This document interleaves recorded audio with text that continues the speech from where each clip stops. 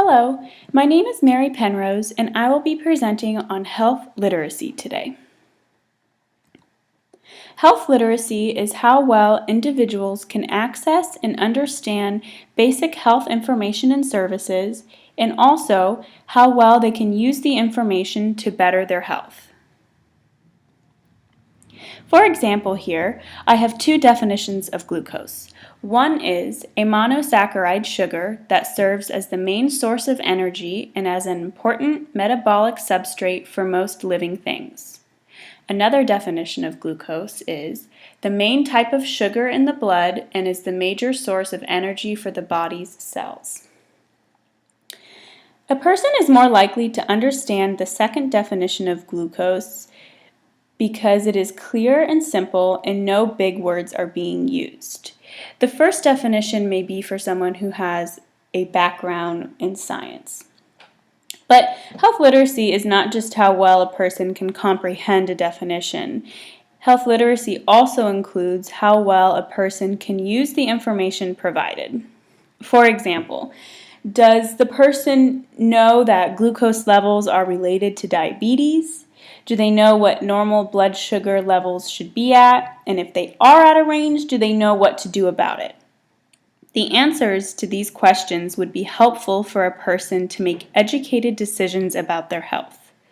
The ability for a person to interpret and use the information to better their health all lands under the umbrella of health literacy. Health literacy is so important to health education and promotion because as educators, we want to make sure we are designing and implementing programs that are easy to understand and effective for the target population. Our target population needs to be able to understand what we are trying to convey to them in order to change or improve health behaviors. Health education has their own standards called the National Health Education Standards to ensure the best outcomes in health education. Here are the 9 standards that they follow.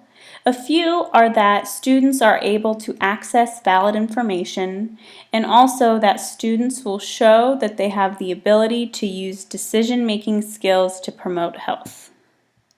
These standards promote health literacy because it tries to ensure understandable and relatable content as well as comprehension and analytical skills, all which promote health literacy because they are trying to better the understanding.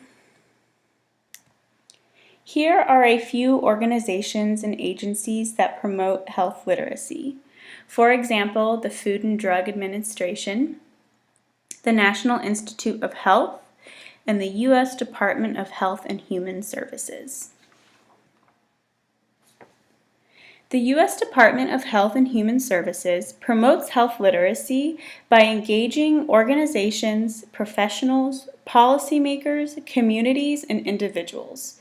They do this by providing accurate and accessible information on health and safety, and they also work on expanding local efforts to provide adult education that is culturally appropriate for the community. The National Institute of Health promotes health literacy by incorporating new technology and using plain and simple language to convey information to specific populations, all while being respectful of different cultures. They have documents in place to use when providing information, like a document called Clear Communication, a document called Plain Language, and an outline called Clear and Simple. All these documents in place promote health literacy. And these are my references, and thank you for listening.